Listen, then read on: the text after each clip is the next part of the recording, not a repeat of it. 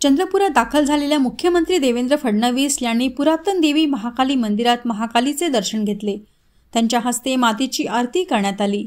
या कार्यक्रमानंतर मंदिर समितीच्या वतीने त्यांचा सत्कार करण्यात आला। आमदार किशोर जोरगेवार यांनी त्यांचे स्वागत केले। आपल्या भाषणातून देवेंद्र फडणवीस यांनी मातेच्या दर्शनासाठी येण्याचे भाग्य लाभले असे सांगत आपल्या हातून सर्व जनहिताय सर्व जन सुखाय अशी कामे व्हावीत, सत्कार्य व्हावे यासाठी आशीर्वाद मागितल्याचे सांगितले। लाडकी बहिणीच्या निमित्ताने आपल्याला शक्तीचा आशीर्वाद लाभला आहे।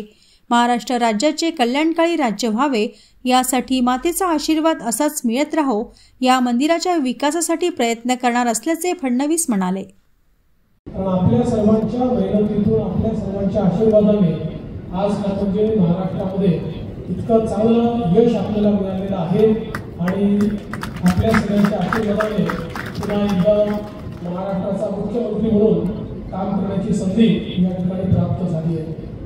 मी म्हणजे आई महाकालीला हाच आशीर्वाद मागेल की आईने आपल्याला नेहमीच सतकार्य करायची सुबुद्धी द्यावी।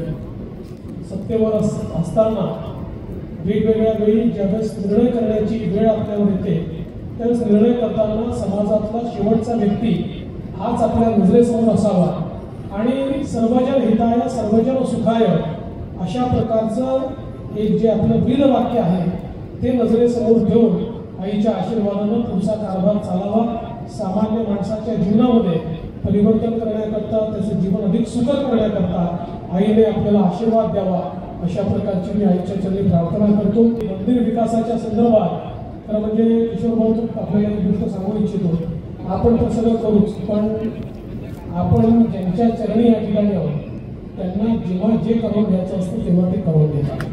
त्यामुळे आईने मनात आणलं असेल तर आपण ठरवतोय त्यापेक्षाही जास्त या ठिकाणी चांगलं काम होईल। निश्चितपणे आपण पाठपुरावा करून मंदिर आणि मंदिर परिसर विकासाचा जो कार्यक्रम आहे तो कार्यक्रम पूर्णपणे चांगल्या प्रकारे आपण करू।